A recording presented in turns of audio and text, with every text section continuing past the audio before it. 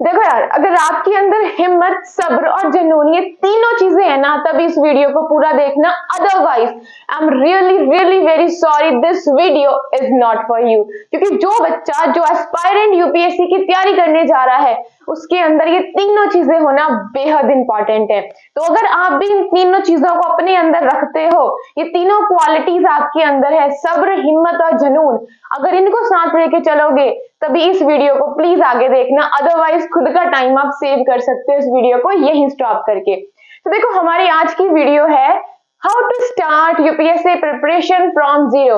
एकदम zero level से, एकदम जीरो, जहां पे आपको कुछ भी नहीं पता, सिलेबस क्या है, कौन सा एग्जाम है, कैसे नहीं है, कुछ नहीं पता, वहां से कैसे तैयारी स्टार्ट करें, ये मैं आपको आज की क्लास में बताऊंगी। लेकिन आगे बढ़ने से पहले इस वीडियो में मुझे एक छोटी सी और चीज आपको क्लियर करनी है। देखो, बहुत सारे बच्चे कहते हैं हम लोग यूपीएससी एस्पायरेंट है। ठीक है जी, मैंने मान लिया आप यूपीएससी एस्पायरेंट हो, लेकिन यूपीएससी के कौन से एस्पायरेंट हो? सीएपीएफ के हो, सीडीएस के हो, सीएससी के हो? तो अगर आप भी आईएएस बनना चाहते हो, आईपीएस बनना चाहते हो, आईएफएस बनना चाहते हो, तो आप कर रहे हो यूपीएससी सीएससी की तैयारी, मतलब आप बनना चाहते हो सिविल सर्वेंट्स।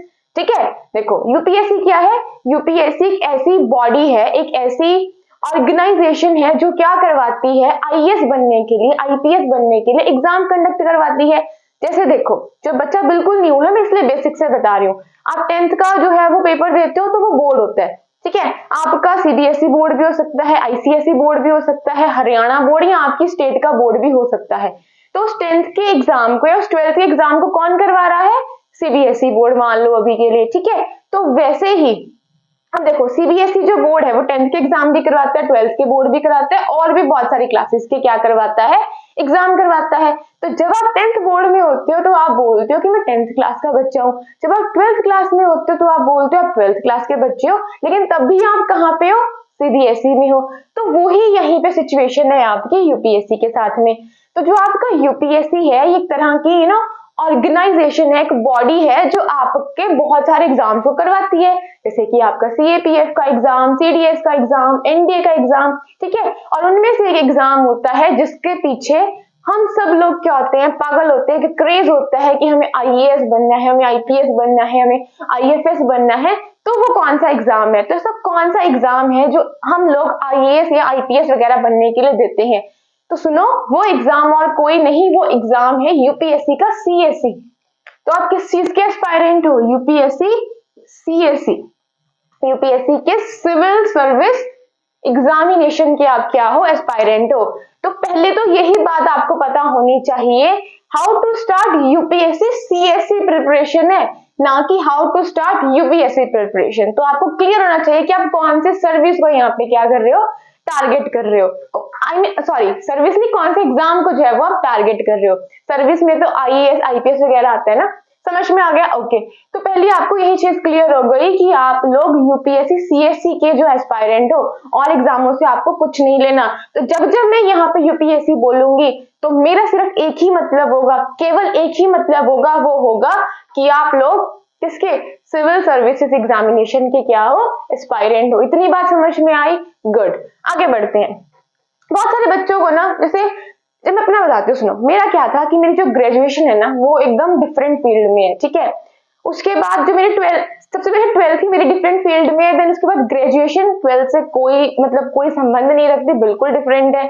ठीक है, और मेरा कोई ऐसा भी नहीं था कि मेरा चाइल्डहुड ड्रीम है, तो मेरे लिए कुछ भी ऐसा नहीं था कि मैंने 10th में सोच लिया, 12th में सोच लिया, यहाँ तक कि मैंने ग्रेजुएशन तक में नहीं सोचा था। मतलब ग्रेजुएशन एंड होने वाली थी, तब जाके मैंने थोड़ा फैसला किया कि okay, I need to do this. ठीक है, तो मेरी बात यहाँ पे सुनो, अगर आपको पहले से इस बात का पता है, अगर आपका ये चाइल्डहुड ड्रीम है, तब आप ये क्वेश्चन कर सकते हो यहाँ से। ठीक है, मतलब यहाँ आप अवेयर हो कि कोई ऐसा एग्जाम होता है, एक आईएएस नाम की पोजीशन होती है, एक आईपीएस नाम की एक पोजीशन होती है जिसके लिए कोई एग्जाम होता है, आपको इतना इतना कुछ पता है, तब ये आप यहाँ से सुन सकते हो मेरी बात को प्रॉपरली। Good, okay.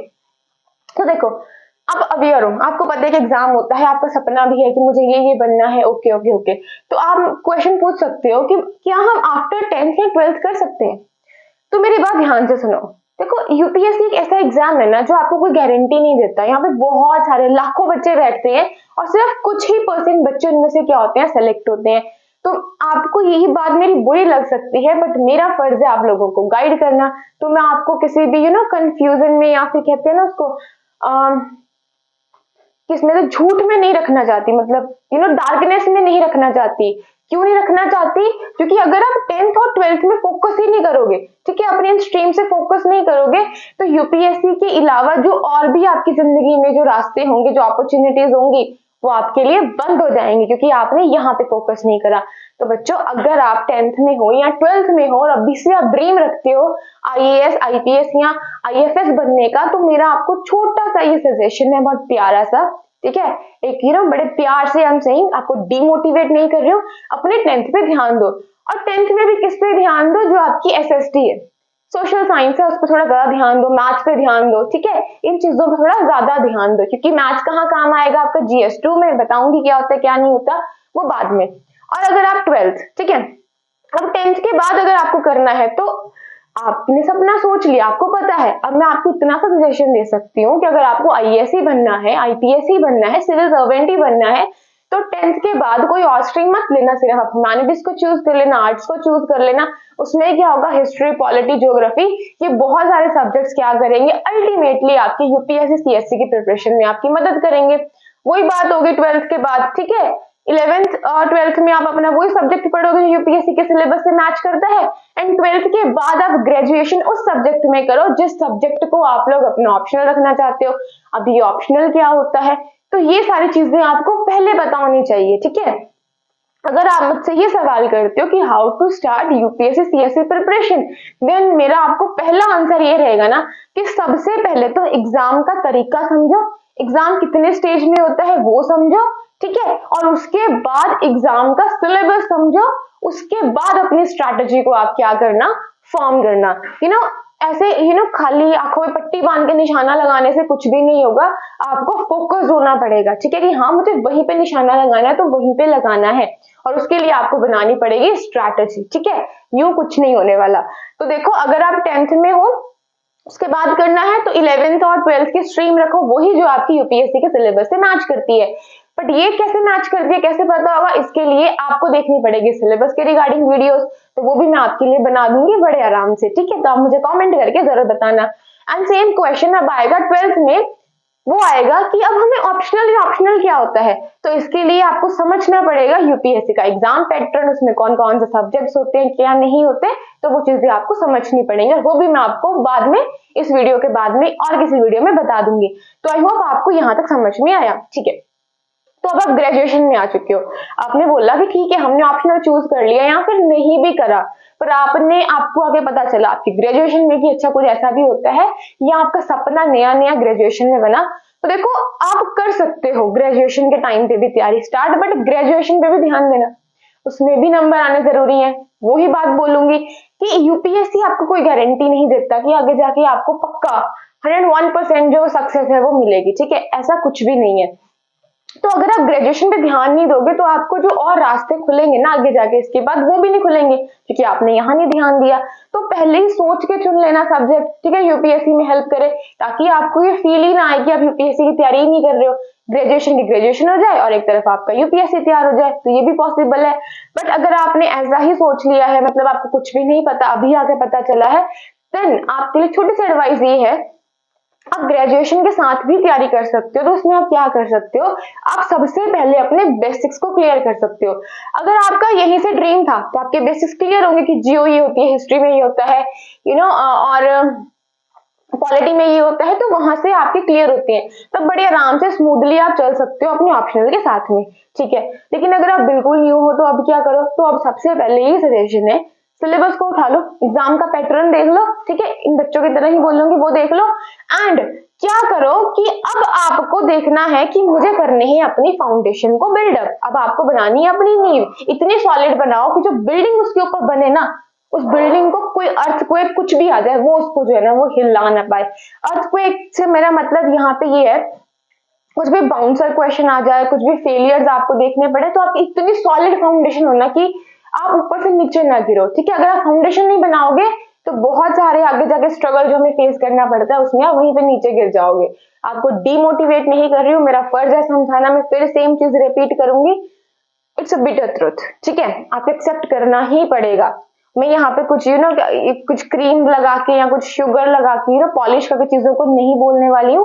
मैं आपको वही बताऊंगी जो सच है।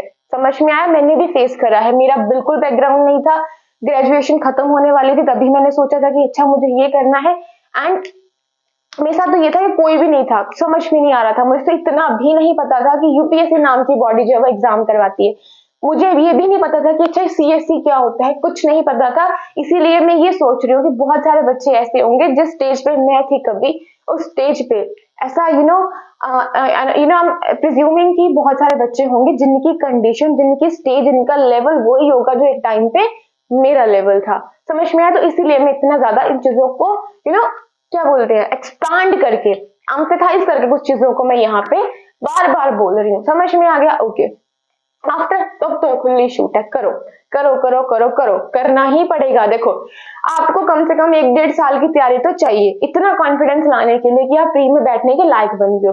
अब वो श्योरिटी नहीं होती कि अगर आपने 1.5 साल की तैयारी करी, देखो यहाँ से करते आ रहे तो ठीक है, बट आफ्टर 1.5 साल की तैयारी करी और आपको बिल्कुल श्योरिटी मैं नहीं दे सकती यहाँ पे, क्योंकि कुछ नहीं, नो कमेंट्स, इस चीज पे कोई कमेंट नहीं है, वो आपकी तैयारी पे मैटर करता है। ऐसा नहीं है कि फर्स्ट अटेम्प्ट में क्लियर नहीं होता।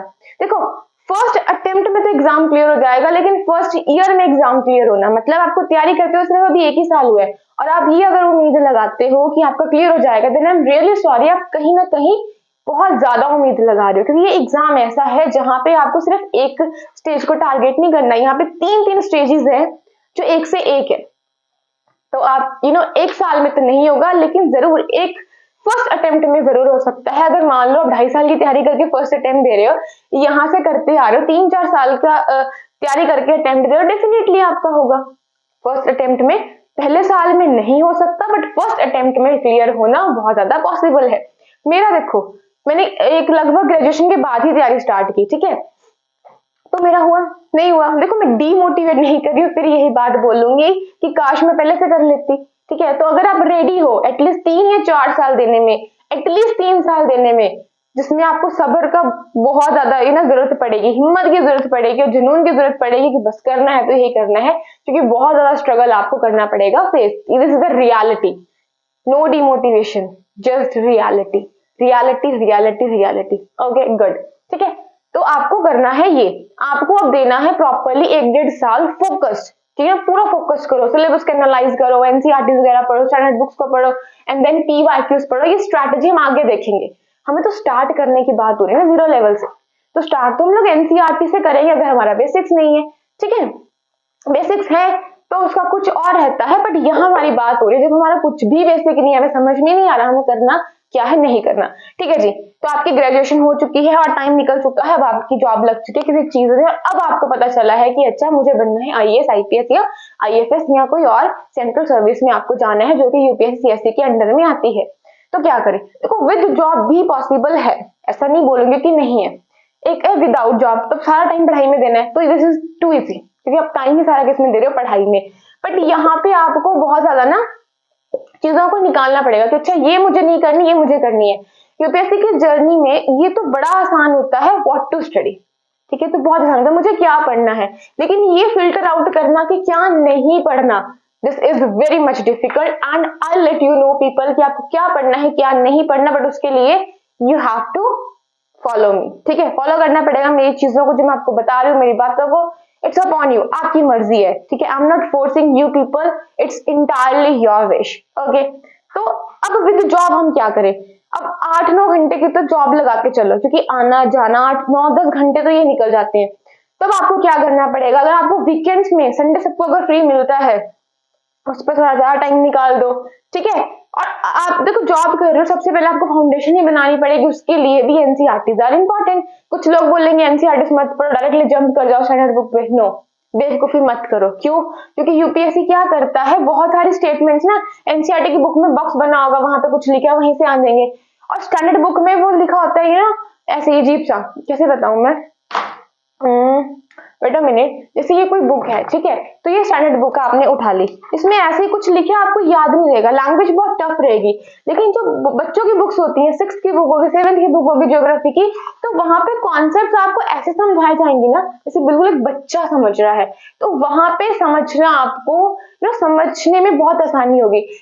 पेपर देके आ रहे हो आप, ठीक है, आपसे यही पूछा जाएगा कितने क्वेश्चन आपके करेक्ट है, कोई ये नहीं पूछेगा कि आपने कॉन्सेप्ट कहाँ से सीखा है, वो मैटर नहीं रखता, वो मायने नहीं रखता, ठीक है। तो ये चीज दिमाग से निकाल दो कि हम बच्चे नहीं, हम एनसीईआरटी नहीं पढ़ेंगे, एनसीईआरटी पढ़नी पड़ेंगी, एक बार तो पढ़ लो, बेशक आपकी फाउंडेशन है तब भी पढ़ लो, गो थ्रू कर लो। जब भी आप बुक को देखते हो आपको कुछ ना कुछ डेफिनेटली जरूर नया एक नई चीज वहां से मिलती ही मिलती है। This is my personal experience. Okay, अब देखो कितने घंटे पढ़ना है, कितने साल तो एटलीस्ट 3 साल तो मान के चलो, ठीक है। क्या होता है 1-1.5 साल तो वैसे ही आपको चाहिए प्रीलिम से बैठने के लिए, उसके बाद फिर क्या होता है मेंस में भी आपका टाइम निकल जाता है, रिजल्ट कितने टाइम के बाद आता है, तो 3 साल तो एटलीस्ट आप मान के चलो कि आपको एक माइंडसेट फ्रेम करना पड़ेगा कि 3 साल तो प्योरली जो मुझे देने हैं वो इस जर्नी को देने हैं। ये जर्नी दिखने में तो ऐसे सबको लुभाती है कि ओ अच्छा वो चीज मुझे मिलेगी, ठीक है, जिसकी डेस्टिनेशन, उसकी मंजिल है, that is no words, awesome, amazing. कुछ भी बोल लो, कितने भी अच्छे से वर्ड्स बोल लो, वो सबको अच्छी लगती है। कौन नहीं चाहेगा उस डेस्टिनेशन को पाना, उस मंजिल को पाना जिसमें इतना कुछ है, जो आपको इतना कुछ देगा, है ना, नेम फेम सब देगा, पावर देगा, पावर देगा, है ना। देखो एक और चीज बोलूंगी, देखो किसी को कुछ भी मतलब किसी को टारगेट नहीं कर रही यहाँ पे, बट सबके अंदर ना कहीं डिजायर होती है कि उस पोजीशन पे वो हमें क्यों जाना है, ताकि हमें क्या मिले, पावर मिले, एक नेम मिले, एक फेम मिले। किसी के मन में पहले से कुछ नहीं होता कि हमें समाज सेवा करनी है जाके, राइट। आई एम सॉरी किसी को मेरी बात बुरी लग रही है, बट ऐसा नहीं होता। हम बच्चे उठ के यहाँ से आते हैं, हमारा माइंड इतना मिच्योर नहीं होता, ठीक है। As per psychology I am saying this, हर किसी एक नीड होती है, तो उसको अपनी नीड को फुलफिल करना होता है, ठीक है। इसीलिए हमें जो वो मंजिल है ना वो बहुत अच्छी लगती है कि वो अच्छा, लेकिन सिर्फ हमें वो दिखती रहती है कि अच्छा मुझे वहां पहुंच के सब कुछ मिलेगा, लेकिन तो उसके बीच का जो सफर है ना, ये वाला ये जर्नी है, ये बहुत ज्यादा, कहीं पे पत्थर, कहीं पे आग, कहीं पे बहुत ज्यादा पानी, ऐसी चीजें आपको करनी पड़ेंगी फेस। तो इफ यू आर रेडी, ठीक है, इन सब चीजों को क्रॉस करने के लिए बड़े आराम से मुस्कुरा के, देखो पॉइंट आएगा जहां पे बिल्कुल टूट जाओगे, मेरे साथ भी आया था, बहुत बार आता है, कई बार लगता है कि अब नहीं पढ़ना, छोड़ो, बहुत हो गया, बहुत लंबी जर्नी है, बट अगर आप में जुनून है, हिम्मत है, सब्र है, देन ओनली आप उस मंजिल को क्या कर पाओगे, अचीव कर पाओगे। तो ईयर्स डिपेंड करता है, ठीक है, किस्मत का भी रोल होता है, बट ये नहीं बोलूंगी कि मेहनत मत करो, मेहनत भी करो, अपना कर्म करो, फल की चिंता मत करो, ठीक है जी। अब घंटे देखो, अगर आपको बिल्कुल आपको पता ही नहीं ज्योग्राफी क्या है, अगर आप मान के चलो आप 2 घंटे रोज की ज्योग्राफी भी पढ़ते हो और आपने 30 डेज पढ़ी, एक मंथ, तो आपने 60 आवर्स पढ़ी, 60 आवर्स का भी आपको सिर्फ और सिर्फ 20 आवर्स का चीजें भी याद नहीं रह पाएंगी, ठीक है। अगर आप 2 घंटे पढ़ते हो, 3 घंटे में क्या कर लोगे, 3 घंटे में सॉरी 4 घंटे में कर लोगे, मान लो 2 घंटे ज्योग्राफी, 2 घंटे आपने कर ली पॉलिटी। तो सिलेबस देखो ना, आपको खुद की स्ट्रैटेजी फॉर्म करनी है, जरूर नहीं कि 10 घंटे पढ़ने, मैं तो मानती 10 घंटे पढ़ने, पढ़ो चाहे 6 घंटे पढ़ो, ठीक है, चाहे 4 घंटे पढ़ो, बट इतना फोकस होकर पढ़ो कि जो आपने पढ़ा ना आज वो आपके माइंड में सेट हो जाएगी। अच्छा वापस जब मैं एक बार रिवीजन लू ना, 2-3 बार रिवीजन करूं, तो उसके बाद ये कॉन्सेप्ट मेरे अंदर बैठ जाए। ऐसे नहीं भागना, ये सिलेबस है कि पॉइंट्स कवर करने हैं, नो। अगर मान लो कोई जैसे टॉपिक है, अर्थक्वेक कोई टॉपिक है, ठीक है, ज्योग्राफी से हम टॉपिक ले लेते हैं, अब आपके पास और भी बहुत सारे टॉपिक्स हैं, प्लेट टेक्टोनिक है, वॉल्केनिक एक्टिविटीज के बारे में है, या और भी बहुत सारे टॉपिक्स ले लिया आपने, लेक्स ले लिए, वाटरफॉल्स, बहुत सारी चीजें आपने ले ली, इंडियन ज्योग्राफी ले ली। सिलेबस तो बहुत लंबा है, कभी खत्म नहीं होगा। आपने आज टॉपिक उठाया अर्थक्वेक, आपने उसको इस चक्कर में फटाफट कर लिया कि मेरा टॉपिक टिक मार देना, मुझे सिलेबस पे खुद को एक झूठी सेटिस्फेक्शन दे देनी है कि अच्छा ये वाला टॉपिक हो गया, 3-4 टॉपिक निकाल दिए मैंने आज, बड़ा प्रोडक्टिव डे है मेरा। I am sorry, this is not productivity at all, yes this is not productivity. क्यों? आपने इतने सारे टॉपिक्स तो कर लिए, पर अगर मैं आपसे पूछूं अगले दिन अर्थक्वेक का कोई ऐसा कॉन्सेप्ट कि बताओ ये क्या होता है, would you able to tell me? If yes then good, आपने सही तैयारी करी, but if you not, if you not able to tell then I am really sorry, वो आपकी कोई प्रिपरेशन नहीं है, ठीक है। तो आवर्स को ऐसे इन्वेस्ट करो कि अगर आप 2 घंटे पढ़ रहे हो, 3 घंटे पढ़ रहे हो, 4 घंटे पढ़ रहे हो, इट्स डिपेंड अपॉन यू, ये आप पे डिपेंड करता है। ये बड़ा सब्जेक्टिव क्वेश्चन है, कितने घंटे पढ़ने। कोई लोग बोलेंगे 12 घंटे पढ़ते हैं, हम तो 24 घंटे पढ़ते हैं। अरे नहीं, पागल नहीं बनना, खुद को फ्रेश अप रखो। फिजिकल हेल्थ, अब मुझे लोग बोलेंगे आप तो बड़ा लेक्चर दे रहे हो, खुद की फिजिकल हेल्थ नहीं दिखती। ठीक, तो मेरी फिजिकल हेल्थ का रीजन सिर्फ ये नहीं है, कुछ और भी रीजन होते हैं। हर किसी की पर्सनल लाइफ अपनी होती है ना, पर्सनल प्रॉब्लम्स होती हैं।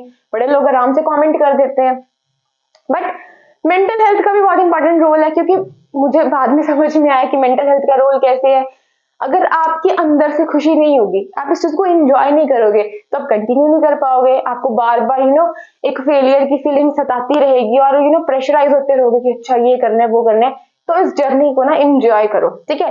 यूं मत करो कि बस पेपर क्लियर करना है तो ही पढ़ रही हो। नो, खुद की पर्सनालिटी को फॉर्म करो, एक ऐसी पर्सनालिटी बनने की कोशिश करो इस जर्नी में कि अगर आपसे कोई राय मांगे ना, कोई आपसे राय मांगे, कोई एडवाइस मांगे, उस टाइम पे आप जो एडवाइस दो ना, उसको महत्वता दी जाए, उसको इंपॉर्टेंस दी जाए। तो ऐसी पर्सनालिटी को खुद में डेवलप करो थ्रू दिस जर्नी। ना कि सिर्फ ये कि पेपर ही तो निकालना है, आजकल के फैक्ट्स तो रट्टे मारने। नो, रट्टे नहीं।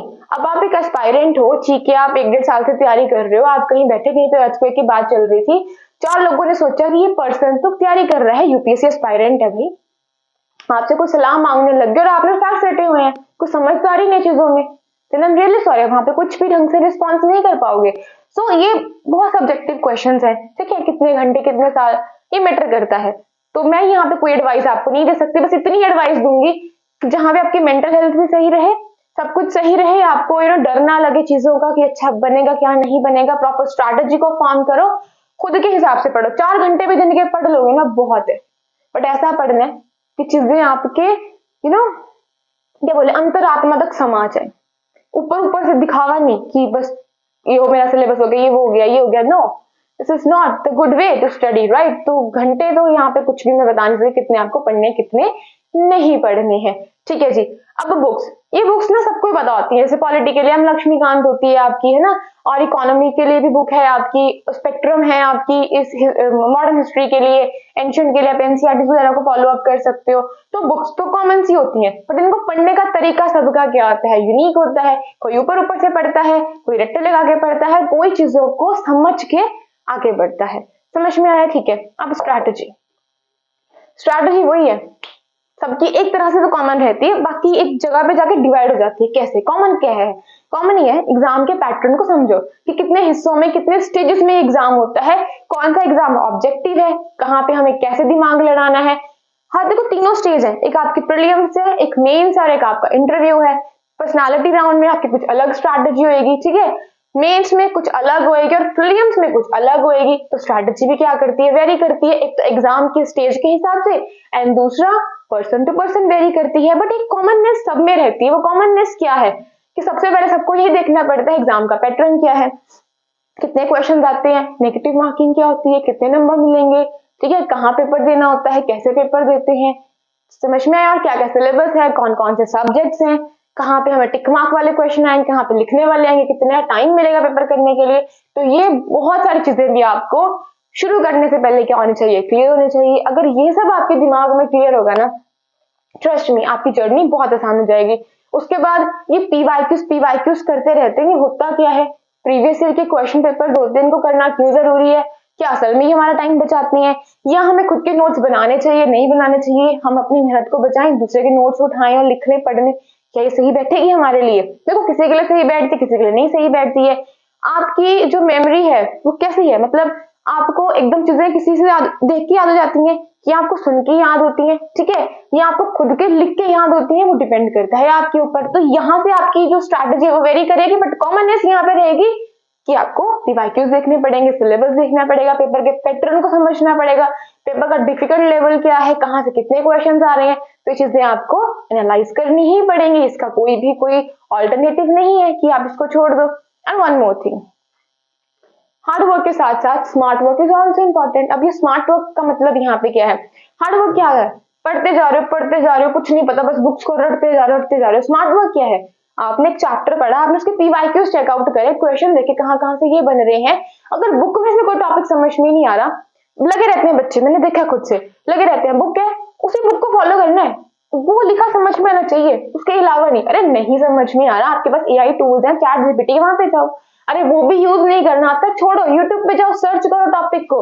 एक वीडियो समझ नहीं आई, दूसरी देखो, तीसरी देखो, चौथी देखो, पांचवी देखो, 6, 7, 8, 9, 10 देखो। कब तक? जब तक कॉन्सेप्ट क्लियर नहीं हो रहे हैं। तो this is the smart work.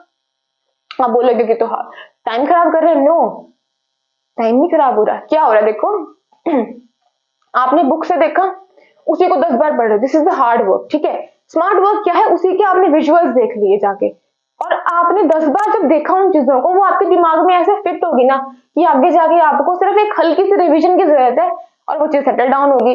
Hard work क्या होता है? बुक को आज पढ़ा, 3 दिन बाद फिर पढ़ा, 10 दिन बाद फिर पढ़ा, पढ़ने लगे हो, करने लगे हो, खुद के नोट्स फॉर्म करो। जरूरी नहीं कि हर चीज सिर्फ अगर किसी टॉपर ने ये बुक जो रिकमेंड कर दो सब कुछ यहीं से मिलेगा, ऐसा नहीं होता। क्या पता मुझे इस बुक से समझ में आ रहा है, दूसरे पर्सन को उस बुक से समझ में आ रहा है। ठीक है, किसी को इंटरनेट से कोई आर्टिकल सर्च करके समझ में आ रहा है, किसी को डायग्राम देके समझ में आ रहा है, किसी को लेक्चर सुन के समझ में आ रहा है, किसी को वीडियो देके समझ में आ रहा है यूट्यूब पे। तो सब कुछ पर्सन के हिसाब से क्या करता है, वेरी करता है। Got the point? ठीक है, तो आई होप आपको समझ में आया होगा। तो ये सारे क्वेश्चंस का अगर आपको आंसर मिला है, थोड़ी सी भी सेटिस्फेक्शन अगर आपको हुई है, do let me know in the comment section. नहीं बताओगे तो कुछ भी नहीं आएगा। अगली वीडियो में आई ट्राई कि मैं बताऊं एग्जाम का पैटर्न क्या होता है, प्रीलिम्स क्या होता है, मेंस क्या होता है, इंटरव्यू क्या होता है, कितने कितने नंबर के होते हैं, तो ये सब कुछ आई विल टेल यू। फिर एक बात बोलूंगी, हिम्मत, सब्र और जुनून, ये तीनों चीजें अगर नहीं है ना तो खुद में जोड़ लो। मेरे में बिग टाइम पे सब्र बिल्कुल भी नहीं था, जुनून भी नहीं था, मैं ये बोलूंगी कुछ भी नहीं था, बस कर दी थी स्टार्ट। दूसरे को देख के सजेस्ट करा, कर दी स्टार्ट। यूं निशाना लगा रहे थे आंखों पे पट्टी बांध के। मैंने भी सीखा है जर्नी के दौरान। ठीक है, हाँ माना नहीं सिलेक्ट हुआ, प्रीलिम्स से निकला, मान लिया, कुछ नहीं होता, एक्सपीरियंस तो मिला। जो गलतियां मैंने करी वो आप सबको समझा रही हो। ठीक है, क्योंकि मुझे समझाने वाला कोई नहीं था। अब बहुत सारे लोग यहाँ पे भी कमेंट कर सकते हैं, मतलब करते हैं, क्या ही बोलूं, नो कमेंट्स उनके कमेंट पे। ट्रस्ट मी, कोई कमेंट नहीं करना चाहते उनके कमेंट पे। किसी को नौटंकी लगता है, किसी को दिखावा लगता है, रियली डू नॉट केयर, फर्क नहीं है। ठीक है, नहीं हुआ क्लियर, कोई बात नहीं, पढ़ाने के लायक तो बन गई ना। तो वही तो मैं आपको बता रही हूँ कि चीजों को इतना सीखो, अपनी पर्सनालिटी को फॉर्म करो। सिर्फ एग्जाम निकालना है उसके लिए मत पढ़ो। ठीक है, तो आई होप आपको समझ में आया होगा। प्रॉपर स्ट्रैटेजी के साथ आगे बढ़ोगे ना, आपको थोड़ा आसानी लगेगी। डिफिकल्टीज तो आएंगी, लेकिन उन डिफिकल्टीज को ना बड़े आराम से ना आप उनका सामना कर लोगे। ठीक है, अगर यूं ही चलते रहोगे ऐसे ऐसे ऐसे करके, कोई फायदा नहीं है। ठीक है, तो मेरा आपको यही सजेशन है ना, पहले तो इसको समझो।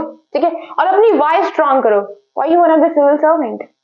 ठीक है, आप क्यों सिविल सर्वेंट बनना चाहते हो? अगर आपकी वाई स्ट्रांग होगी ना, तो आप में सब्र, जुनून और हिम्मत, ये तीनों चीजें ऑटोमेटिकली अगर नहीं भी है ना, डेवलप हो जाएंगी। सिलेबस बहुत बड़ा लगता है, देख के डर भी लगा था, मुझे भी लगा था, आपको भी लगेगा। एक वक्त आता है कि लगता है इतने दिनों से पढ़ रहे हैं, इतने मंथ बीत चुके हैं, साल भी बीत चुका है, सिलेबस कंप्लीट होने को नहीं आ रहा, क्या करे क्या ना करे। खुद के ऊपर सेल्फ डाउट भी होगा, बहुत कुछ होगा, बट ट्रस्ट मी, टिके रहोगे ना, अपने आप इस जर्नी को तय कर जाओगे। उस मंजिल तक भी ना पहुंच पाए ना, तो इतने काबिल हो जाओगे ना कि उस मंजिल तक दूसरों को पहुंचाने में आप उनकी क्या कर पाओगे, मदद कर पाओगे। ये भी एक बहुत बड़ा एक रोल है निभाने के लिए, अदा करने के लिए हमारी लाइफ में। ठीक है, तो इतना सोच के मत चलो कि पता नहीं अचीव होगी या नहीं होगी, ऐसा कुछ मत सोचो। ऐसे पढ़ो कि आप सिविल सर्वेंट बनने जा रहे हो ना, तो खुद की पर्सनालिटी को ऐसे बनाओ कि आप अभी से एक सिविल सर्वेंट हो। ठीक है, खुद को ऐसे रोज रियलाइज करवाओ। जब आप सिविल सर्वेंट बन जाओगे, वहां जाके भी आपको क्या करना है, इन सब चीजों को इम्प्लीमेंट करना है। तो जो आज सीख रहे हो उसको खुद में इम्प्लीमेंट करो, अपनी जिंदगी में इम्प्लीमेंट करो। ठीक है, एथिक्स का सब्जेक्ट आएगा, बहुत सारी चीजें आगे जाके आएंगी। उन चीजों को एक्साइटमेंट के साथ में ये सोच के पढ़ो, ये सोच के सीखो कि आपकी पर्सनालिटी एक दिन पर दिन दिन पर दिन, आल पर आल, ईयर पर ईयर क्या हो रही है, बेहतर बनती जा रही है। मिनट पर मिनट क्या बनती जा रही है, बेहतर बनती जा रही है। सेकंड पर सेकंड क्या बनती जा रही है, बेहतर बनती जा रही है। आप एक बेहतर इंसान बनते जा रहे हो। ठीक है, तो आई होप आपको इतना समझ में आया होगा, उम्मीद करती हूँ। अगर नहीं आया मुझे जरूर बताना। आपका कोई भी क्वेश्चन है, do let me know in the comment section, मुझे कमेंट सेक्शन में जरूर बताना। और इसी के साथ I am Aman signing off from here, bye bye bye guys. Tongue twist मेरी होती रहती है, तो आपको फैमिलियर होना पड़ेगा। जो बच्चे मुझे फॉलो करते हैं उनको पता है कि टंग ट्विस्ट की प्रॉब्लम मुझे ऐसे ही है। So okay, what I was saying, bye bye guys, thanks for watching and thanks for listening, stay tuned with me.